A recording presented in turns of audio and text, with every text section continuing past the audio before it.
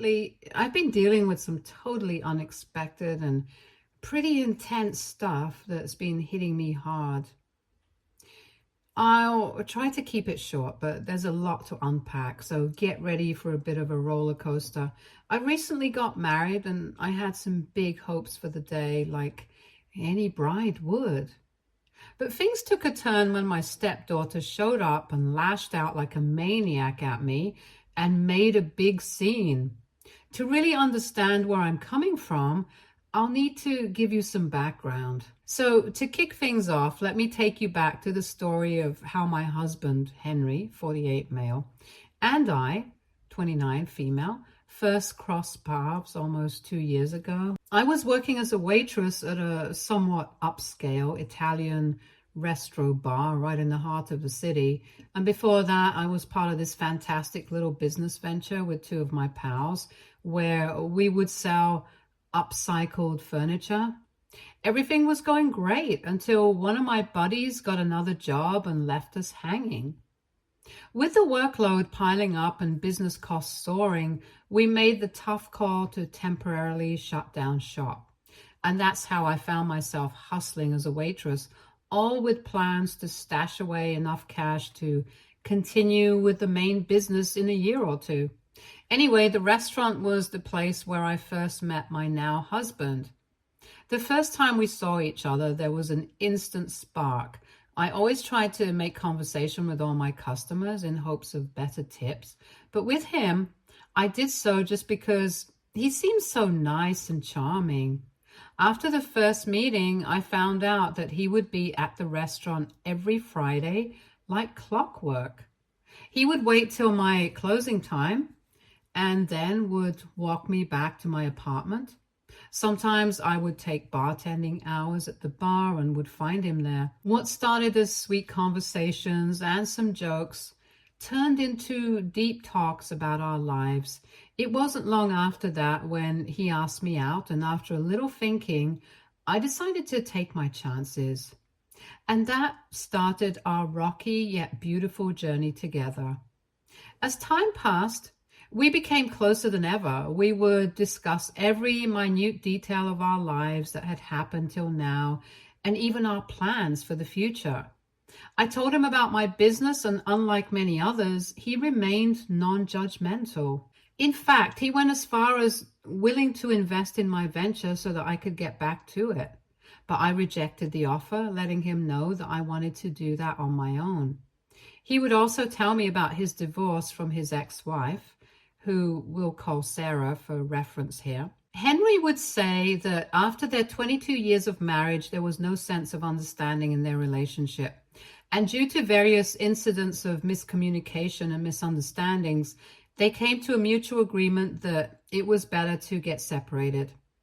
Although at that time the idea of separation seemed like a drastic change to him, he also believed that it was for the best to not be involved in such a toxic and unhealthy relationship. He would often say how his talks with Sarah were more civil now, maybe because they were not bound by a suffocating marriage anymore. Almost 3 years have passed since Henry's divorce, and he wasn't as affected by it anymore. But now his major concern has been his 27-year-old daughter, who we will call Emma. Let me tell you a little bit about her. She is a beautiful young woman who graduated from an Ivy League school, and at that time she was traveling throughout Europe. When Emma learned about my relationship with her father, she didn't exactly give us a warm welcome. It was also because Henry and Sarah's split hit her hard, even though she was an adult when it happened. It seemed like everybody was well aware of her attitude problems, and this became clear when I attended some parties with Henry, and many of his friends would tell me how different Emma was from her father and didn't know where she got her anger from. They would jokingly wish me luck and tell me to enjoy the calm while it lasts. Due to all of these suggestions, I was mentally prepared to put in my best effort to establish a good and at least a civil relationship with her, understanding that she might have a critical view of her father's girlfriend, who happens to be just 2 years older than her. The difference between our social status didn't help either. While Emma's father led one of the most renowned firms in the city, I was a mere waitress desperately trying to rebuild her small business. It would be a lie if I said that I myself didn't have second thoughts due to the judgment that we will face for this age gap and difference of status in our relationship. However, as I got to know my husband better, any concerns I had about all this stuff seemed to fade away, and that is why I thought that it would not be too hard to reason with a grown adult. I could not have been more wrong.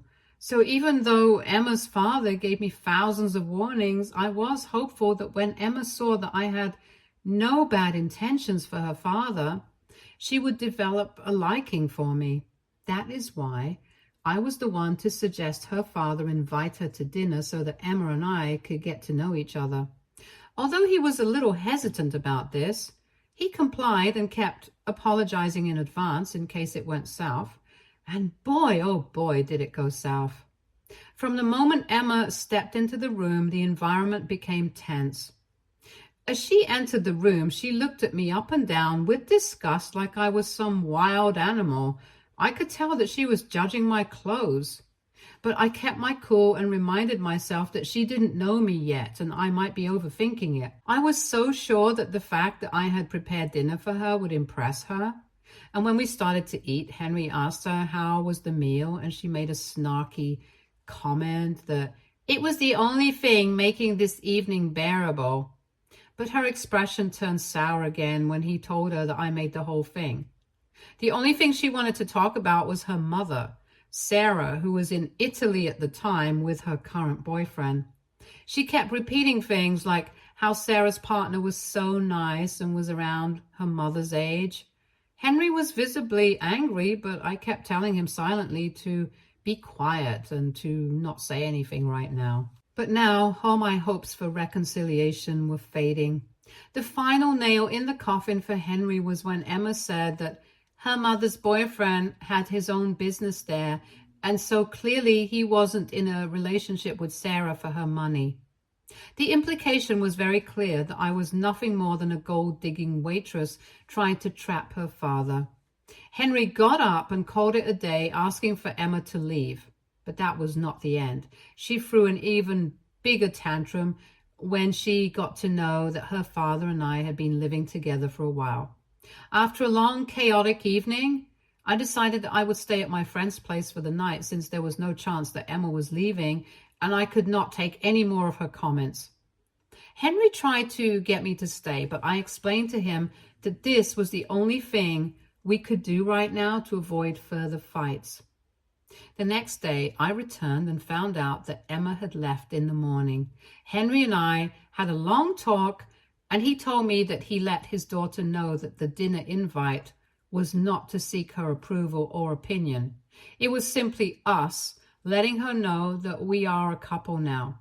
She has to either be okay with it or deal with it in whatever way she likes. It's safe to say that just like all the other stuff, Emma didn't take this well either. Even though I was a little sad about the whole scene that happened a night ago, I was also happy to have a man who defended me in front of his own daughter. It just brought me and Henry closer than before. A year after we met, Henry proposed during a romantic weekend getaway. It was perfect, and I said yes without hesitation. I could not have been happier, as I was engaged to the most amazing man. We were excited to do all the wedding planning and invite our friends and families to share our happiness. And since we were talking about inviting family, how could we forget Emma? Henry would repeatedly ask me if I was sure about this, and I just said that she was his daughter and she deserved to be invited and be part of her father's happiness. I had no hopes of bonding with her, but I just thought that if she had even the littlest bit of kindness in her heart, she would at least try to be nice in front of so many people for her father's sake. We carried on with our wedding plans, choosing the venue, the theme, and all the other fancy stuff, almost forgetting about Emma's invite. And that's why we were caught off guard when Emma RSVP'd yes to the invitation. Henry was overjoyed, convinced that this was a sign that she was finally accepting our relationship. I was a little cautious, remembering all the hurtful things she had said and done over the past year. At the same time, a tiny part of me was also hopeful again for a better future. Finally, the wedding day arrived and I was experiencing a lot of wedding jitters. As if organizing the wedding wasn't stressful enough, I also discovered 2 weeks ago that I was pregnant. Henry and I were delighted, to say the least. As we were about to start a new life, we had a new pal to make the experience even more fun. We decided that we would make this announcement during the reception, as what better moment to share such big news with all our friends and family gathered. As the ceremony began, everything was perfect. I saw Emma in the crowd and took a sigh of relief. Even though she still had a mean expression on her face, I was content enough with the fact that she was there. That's all that mattered at that time. I walked down the aisle and got married to my man. My happiness knew no bounds, and at that moment, no grudges with anyone mattered. I remember thinking that everything was great and everything was going to be okay. As the reception began, I couldn't help but observe the guests and their reactions. One person in particular, Emma, who had been quiet during the ceremony, seemed to have changed as the celebration kicked off. She started visiting the bar frequently, and it became apparent that she was not going to be quiet for long and would definitely have something to say. I saw her bump into multiple people, and instead of saying sorry and apologizing like a decent human being, she looked like she was ready to pick a fight.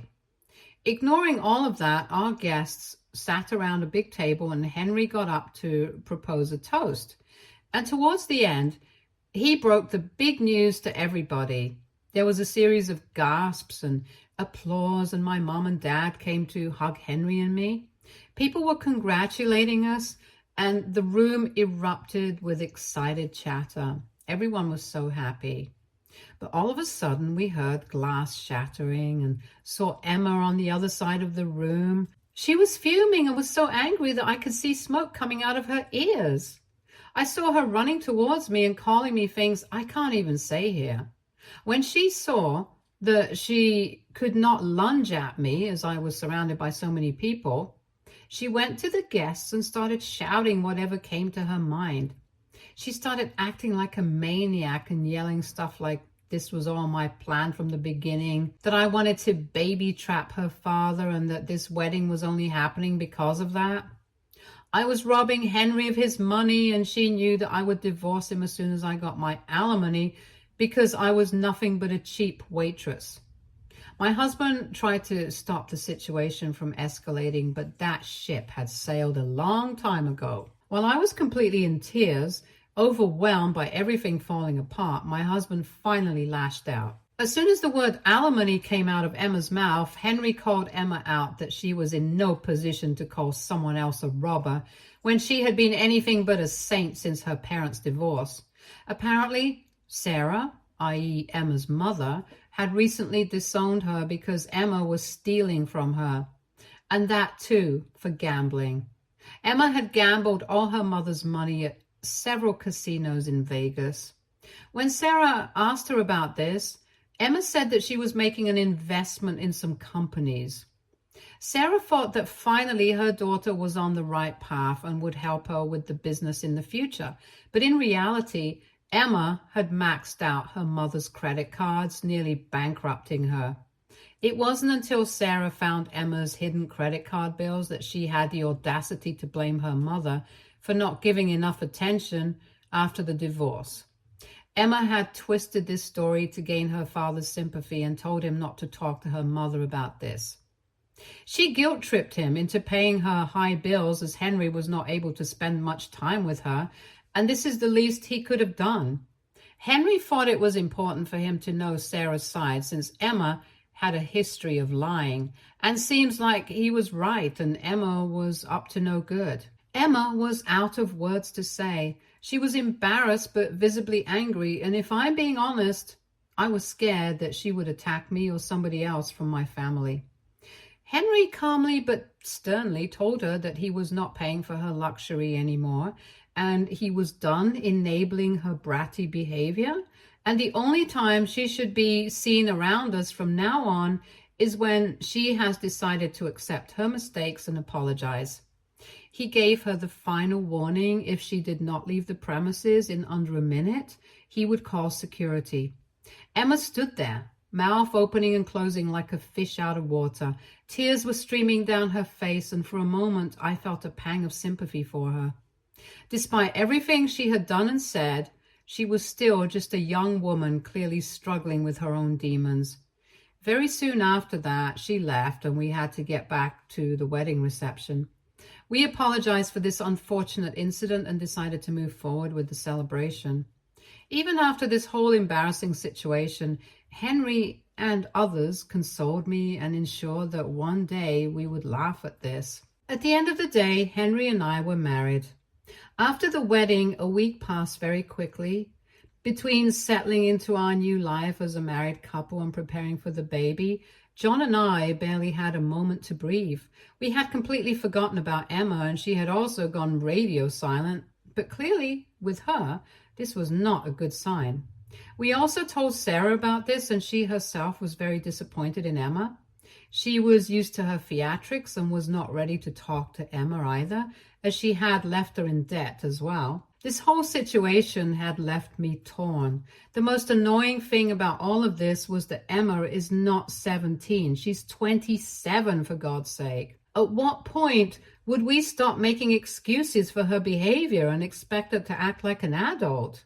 Still, for Henry's sake, I tried to be understanding. I knew he was torn between his love for his daughter and his commitment to our new family. It wasn't an easy position to be in, and I admired his strength in dealing with it all. About a month after the wedding, just as we were starting to settle into a new normal, Emma finally reached out. It was a text message sent to John late one night, which simply said, "Dad, I'm sorry, can we talk?" After a long discussion, Henry and I decided that he should meet and have a nice, sensible chat with her about all the stuff and how we can put it all behind us. If all of this was too hard on her, they could also try for family counseling or therapy so that everything is sorted. But the miracle that we were hoping for did not exactly happen. Henry came back looking all tired and drained and said that there was a whole lot of screaming and shouting. It is kind of funny. We thought that if they met in public, then Emma would at least pretend to be rational. But there was no chance of that. Emma could lash out anytime, anywhere, without any care for the people around her. After loads of convincing by Henry, she had agreed to go to therapy. She also said that the divorce hit her hard because Henry and Sarah were the only thing she had as friends and family, and all of that was gone in a day. And then Henry dating me, marrying me, and then starting another family struck her in the worst way possible. I'm guessing that she felt replaced and forgotten. I get all of the stuff she was saying, but again, wouldn't it have been far better if she just conveyed this to us like a normal human being? I personally would have made an effort to make her feel included. But no, she had to go all opera villain on us. Instead of blaming and screaming at everyone around her, she could have made genuine efforts to make new friends. All of this seemed pretty much okay, and I could see that with little work, everything could be fine in the future. But here comes another hiccup. Henry said that Emma could take her time, but at one point she had to apologize for all the things she called me at the wedding, and also for all the snide remarks made earlier. Emma got angry and made it clear that the only thing she was sorry for was blackmailing and lying to her parents, and she didn't regret lashing out at me at our wedding, and again warned Henry that I would steal and called me a cheap waitress again. If only she knew that the only reason Henry agreed to talk to her was because this quote, unquote, cheap waitress convinced him to. Not only this, but right after apologizing, she again tried to convince her father to lend her some money. Henry is distraught after this and is the most affected by everything. On one hand, she is his daughter, who he loves a lot, but at the same time, she's acting like an insane person. So here I am looking for any advice and to find a solution to this unending problem. Please let me know your thoughts on this whole thing. Am I in the wrong? What else can I do to make it a little easier for my husband? Would love any suggestions because my pregnant self is out of ideas. Update 1. Just when we thought the dust had settled, Emma has proven once again that she's far from done with her ridiculous antics. It seems the concept of rock bottom is foreign to her, as she's now threatening us with legal action. Can you believe it? When she realized that there was no other way she could harass us, she claimed she deserved an inheritance and had rights to all of Henry's property as his daughter. The audacity is truly mind-boggling. We got wind of this latest development through our family grapevine. Apparently, Emma's been running her mouth at family gatherings, boasting about how she's going to take us for all we're worth. It would be funny if it weren't so infuriating. But here's where it gets really interesting. We've discovered that Emma isn't working alone in this scheme. A while ago, Henry had an ex-business partner, Steve, who stole some money from the company. When Henry found out about this, he cut ties with him and made sure Steve couldn't do business in their industry again. He's been nursing a grudge ever since, and now he sees Emma as his ticket to revenge. We think Steve's been filling Emma's head with all sorts of legal jargon and false promises and has convinced her to give us a fair warning before taking the matters to court. It's pretty clear that Steve is manipulating Emma's greed and bitterness for his own ends, probably hoping to get a cut of any settlement she might win. But here's the kicker. Emma and Steve have grossly underestimated us. They seem to think their threats of legal action will have us shaking in our boots, ready to hand over a chunk of change to avoid a court battle. Little do they know we're more than prepared for whatever they might throw our way. First off, Emma's actions have set in motion consequences she clearly hasn't considered. In light of her recent behavior and past transgressions, Henry has been in talks with one of the top estate lawyers in the state. We're in the process of updating his will to exclude Emma, with detailed reasoning provided. We did not want matters to get this worse, but now we don't have much of a choice. Once this is finalized, she will have no claim to Henry's property. I just know that somewhere she's fuming and cursing me for everything that is happening, but that is not new to me anymore. Emma's behavior has been so bad with people that many of our friends and family assured us that if this is taken to court, they will testify in our favor. And our biggest defense is the evidence we have of Emma's financial crimes against her own mother. We're talking bank statements, forged checks, credit card statements showing outrageous purchases, the works. Emma nearly bankrupted her mother, stealing hundreds of thousands of dollars over the years. Her mother, bless her heart, never pressed charges, hoping Emma would turn her life around. But she did provide us with all the documentation just in case something like this ever happened. If Emma and Steve want to take this to court, they're in for a rude awakening. Not only will their case be thrown out, but Emma could find herself facing criminal charges for her past actions. If it comes down to it, we're fully prepared to present all of this evidence. Update 2. It's been a while since Emma's last outburst, and it's been weirdly calm in all of our lives. We haven't heard a peep from her, which, if I'm being honest, has me more on edge than her usual drama. In my experience, silence from Emma is like the calm before a storm. It usually means she's plotting something big, but who knows? Maybe, just maybe, she's finally come to her senses and realized that all of the fighting was meaningless.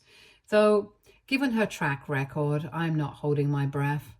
This period of quiet has given us a chance to focus on our lives and prepare for the future. I've been taking some business classes online, hoping to expand my skill set and get back to my business of upscaled furniture sometime after the baby's born.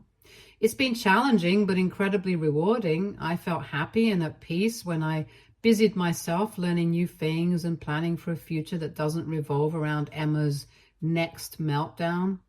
In an unexpected turn of events, I've actually become quite close with Sarah, Emma's mother. It started with a chance encounter at a local cafe. I was there just because I wanted to get out of the house when I saw her walk in. There was a moment of awkwardness, but then she asked if she could join me. Over tea, we started talking, and I was surprised by how easy it was to connect with her. Sarah shared some insights into Emma's behavior that I thought explained a lot of her blow-ups. When Emma first found out about Henry and me, she went on a rampage of rumor spreading. I know, not new. She told anyone who would listen that I was the reason for Henry and Sarah's divorce, claiming that Henry had been seeing me for years before they split up. Of course, this was completely false. Henry and I didn't even meet until years after his divorce was finalized, but Emma, in her desperation to paint me as the villain, didn't care about facts at all. What struck me most was Sarah's resignation to Emma's behavior. She spoke about her daughter with a mix of love and profound disappointment. She said that Emma has always had a flair for drama, but she never thought it would go this far. She just didn't get what triggered her to lie so blatantly, to try to ruin her father's happiness. I realized Sarah carried a lot of guilt for not being able to stop Emma from doing all the stuff she did. We've met up several times since then, and I've come to see Sarah as not just Emma's mother, but as my own friend. I know it is an unlikely friendship, but it's nice to have good people around you in these difficult times. She's even offered to help us if Emma does decide to pursue legal action, saying she'll testify about Emma's past behavior if necessary. It's a generous offer, and one that I'm sure pains her to make. But she feels it's the right thing to do. Despite the calm, we're not letting our guard down. We've kept our lawyer updated on the situation, and he's prepared to act if Emma does decide to move forward with her threats of legal action. We've also taken steps to secure our financial information and have alerted our bank to be on the lookout for any suspicious activity. We are definitely determined not to be caught off guard by any potential schemes. In the meantime, life goes on. Henry's business is thriving, and he's been incredibly supportive of my educational pursuits. We've been trying to focus on the positive aspects of our lives, our strong relationship, our supportive friends, and the baby that is going to be here very soon. I have decided that I will give myself a break from all this drama since I'm in the third trimester, and this is what my baby and I need. As for Emma, well, only time will tell what her next move will be. Part of me hopes that this silence means she's finally growing up and moving on with her life. But the realist in me knows that with Emma, it's only a matter of time before the other shoe drops. Whatever happens, though, I know that Henry and I can handle it together. We have gone through worse and come out stronger every time. For now, we're careful but optimistic about the future. We're planning a small getaway for the next few days, just the two of us to relax and reconnect away from the stress of everyday life. And who knows? Maybe by the time we get back, we'll have some exciting news to share. Also, I know I haven't said this much, but I am very grateful for all your advice and good wishes in the comments. Throughout this incident, I have felt like an imposter a million times and questioned if I was somehow in the wrong. So thank you for supporting me. Update 3. Hey guys, hope you're well. Henry and I just got back from a getaway and got news from one of our friends. Turns out there was still some hope for Emma after all. After realizing that she was being manipulated by Steve and he was creating chaos for his benefit, she went to one of Henry's friends for help. He was the one who let us know about this. Emma had a breakdown and told them that she messed up a lot. After letting her stay for a day, Henry's friend suggested she talk to her parents and genuinely apologize about everything. Emma said that she had caused way too much damage and was ashamed to talk to them. Henry's friend suggested if she wasn't ready to reach out to her parents, the best she could do is get a job so that she could at least get a place to live for herself. This would also prove that she had learned her lesson. and is not dependent on her parents' money for survival. So Emma started giving interviews at various companies. Henry's friend has offered her a place till she gets a job. We also told Sarah about this, and she might visit her in a day or two. All of us are hoping that this helps Emma get on the right path. Even though Henry is still pretty angry with her, I'm sure he'll also come around. Stay tuned for more stories from Argo Relationships.